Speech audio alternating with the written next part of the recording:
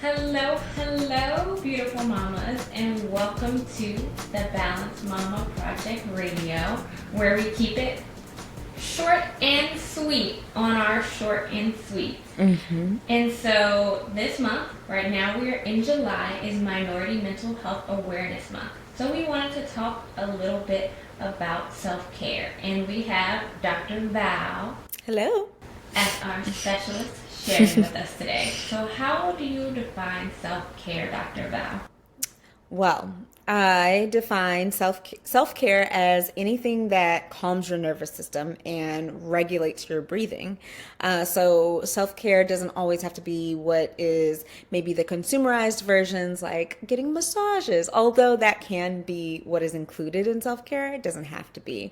And I also wanted to frame this conversation by just saying that the World Health Organization states that almost 1 in 5 women will experience a mental health condition during pregnancy or in the year after birth. So the importance of self-care is critical because it can help to alleviate some of these symptoms that might be experienced by some of these individuals. Oh, I love that you shared that statistic. Interesting. I would say the pregnancy time period, that postpartum time period, has a lot of hormones going, a lot of life changes at once. When we think about this population, or just people in general, what are some of the barriers that you often hear come up to people completing or participating in and facilitating their self-care? Some barriers to carrying out self-care are time, although that can be based on perception, because a lot of times people might think that they have to spend a certain amount of time on self-care, and that's not really the case. 2 minutes, 3 minutes, 5 minutes, 2 hours, whatever time you have is ideal and sufficient. It's all about retraining the nervous system.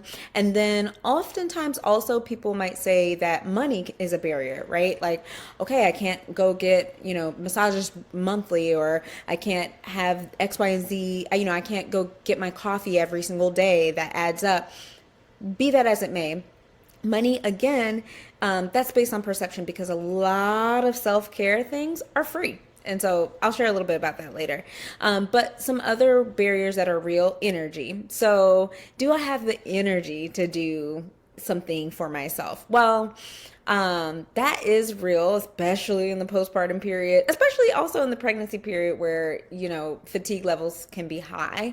But with energy, some self-care practices don't require any energy, just rest. And then another barrier I hear is, or that I've experienced too, is childcare, right? Do you have someone who can watch the kiddo? That is real. And it can be hard to focus on self when you have a child present. Or children present. So that's something to think about. But there's at least one moment of the day that we have to ourselves as parents. So that's something to consider. Another barrier can be external factors. So are you caregiving for other people? Are you having a difficult season in your job? Has there been a death in the family? But usually those things are temporary. So, and those are also the times when the tools are needed the most. I like the list because I think as I'm listening, it's like, oh yeah, these are things that come up for folks.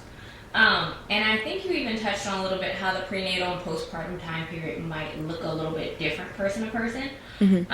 One thing that I did not hear mentioned, and I don't know if you have thoughts on it, is mom guilt. Yes, there's a lot of mom guilt. That is a known factor of just that parenting, and thinking that. But I think sometimes the stimulus for that is, did I do this right or did I do this wrong? And the bottom line is you did the best you could in that circumstance. And so there can be a lot of mom guilt with taking time for self, but it is that age-old adage of, you got to put your oxygen mask on first before you help others.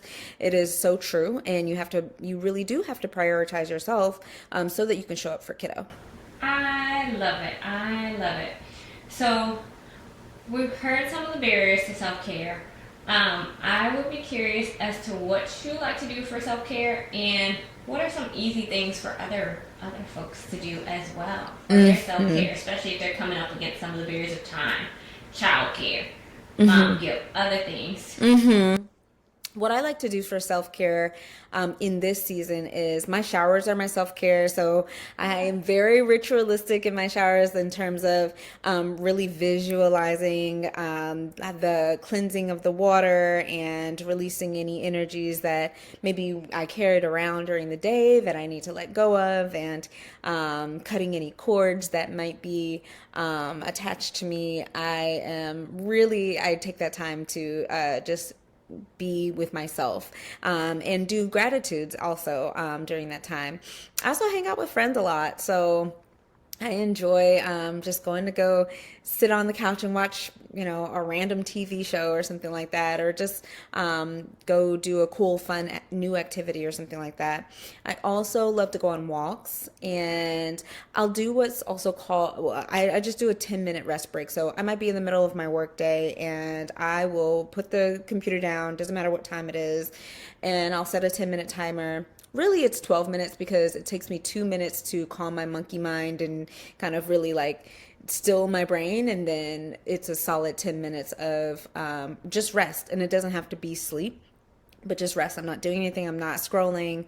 I'm not planning. I'm just laying there. And whatever happens during that time. If I do fall asleep, fine. If I don't, that's also fine. And then I love a good snack treat. So, and a snack treat could be I love the Trader Joe's peanut butter cups. So after I put my daughter down for bed, I'll just go to the cabinet and get a little peanut butter cup because kudos, Val, you did it for the day, So celebrating the little wins. I love to sit outside when it's not blazing hot. And I will journal. I'm a processor, and going along the lines of processing, I love to chat with friends about things and process and ask them questions and pick their brain because it helps me in my processing. And of course, also therapy as well when I can get to those sessions as well. So, and I think what other people can consider is, what is this season calling for? Because in the prenatal season, maybe the self-care sessions are longer because you have a little bit more time. Maybe they're more scheduled and intentional. And then maybe in the postpartum period, they're shorter sessions. Maybe they're even less planned out. Maybe it's just I happen to have this minute, grab it, do it. But still intentional, as in you're going to intentionally focus on self. So that's my little tidbit. But I think self-care, it's a phrase, but really just it's anything that calms your nervous system. It's a tool. It helps regulate your breathing, regulate your blood pressure, anything that is going to calm your body, and can be done at any time of the day for any length of time. Yeah. I like it. Dr. Ra, I think you touched on a variety of different types of self-care. I think it sounds more accessible when we say it doesn't have to be a certain amount of time. Just because you don't have an hour doesn't mean you can't take a moment. Whether it's your 10-minute breaks, whether you're enjoying a treat, whether it's hanging with friends, going for a walk. I think there are a large variety of things that fit into that self-care category. And so, mamas, you heard it first on our short and sweet. If you have questions or things or topics that you'd like us to go over, please don't hesitate to drop a comment under this video, or if you're listening on Spotify, drop a comment and we'll make sure to address it. Otherwise, stay balanced, mamas.